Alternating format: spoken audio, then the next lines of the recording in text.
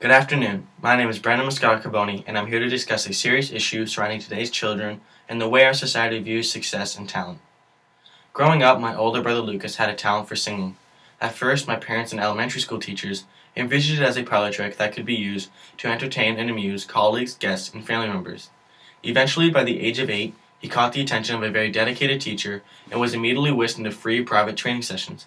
And a year later, he found himself competing in competitions and on a rigorous vocal training schedule. The pressure on him was immense, and almost every single adult around him encouraged the notion that this would be the only chance he had at success. While he was also being consistently taunted by his peers for practicing a skill that was considered womanly, and its high-pitched voice was thought to be a trait that was considered overly homosexual. By high school, the bullying was so severe and the pressure on him so great that he changed his voice to avoid the harassment, stress, and workload.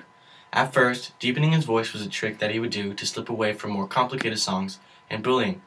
But as time went on, he lost the ability to sing properly, and his voice changed into something that was unrecognizable to everyone, causing him to spiral down into a deep despair that he is yet to fully recover from.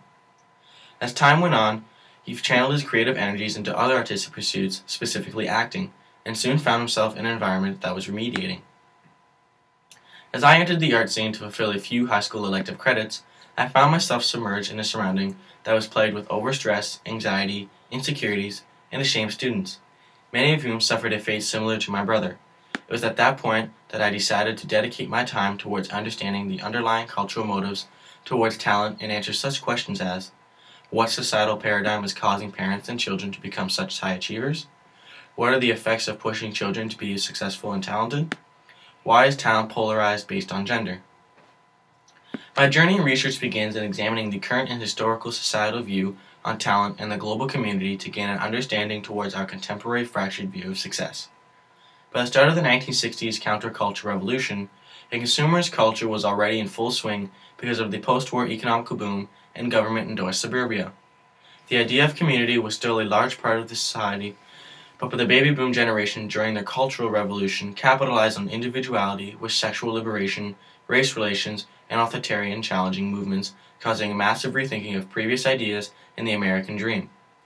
The world was increasingly seen as a place for personal experimentation, and self-centered materialism dominated as an effect.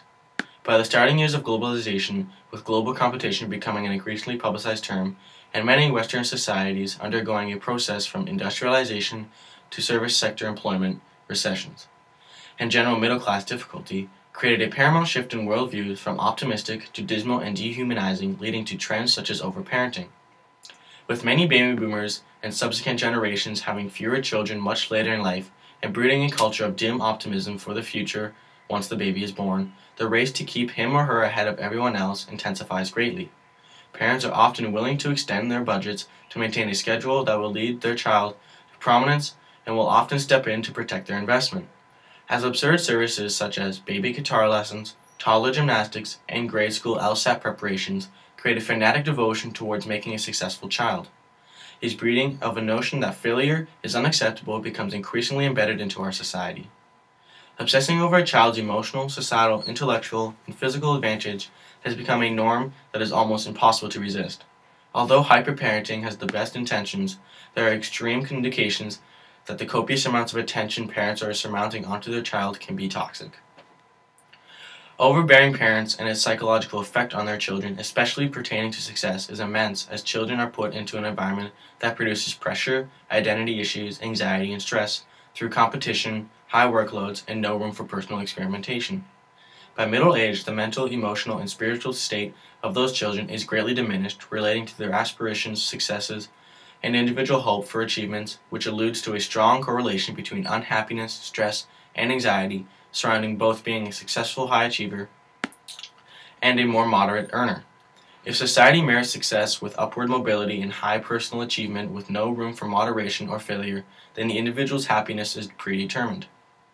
Not only does a considerable amount of strain exist on today's children to be talented and successful to have a leading advantage above their peers, but they are also under extreme pressure to conform to a certain set of culturally acceptable talents that pertain to their gender, a gender that has increased since the middle of the 20th century.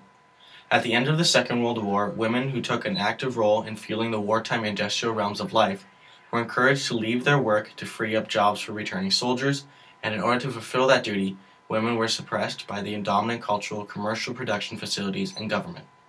An extreme divide between the roles of male and female was created and perpetually put into motion by corporations for decades to come. This ideology put forth the idea that women were hypersexualized gentile creatures best suited for artistic pursuits, while men were robust and made for positions of power and prestige. From a young age, children are tailored to fit this generalized sexual thesis, from clothing and parenting styles to goals in children's media outlets. Children therefore grow up without the ability to freely express their creativity or have a choice in their pursuits without sometimes having ramifications, leading to an increasingly depressed youth that will be plagued with alarming personal issues, which will inevitably be reflected on our society. Instead of pressuring and gendering our children, we need to cultivate an environment that's accepting of freedom, experimentation, and mistakes, or else our society will have to pay the cost of a largely psychologically harmed cohort.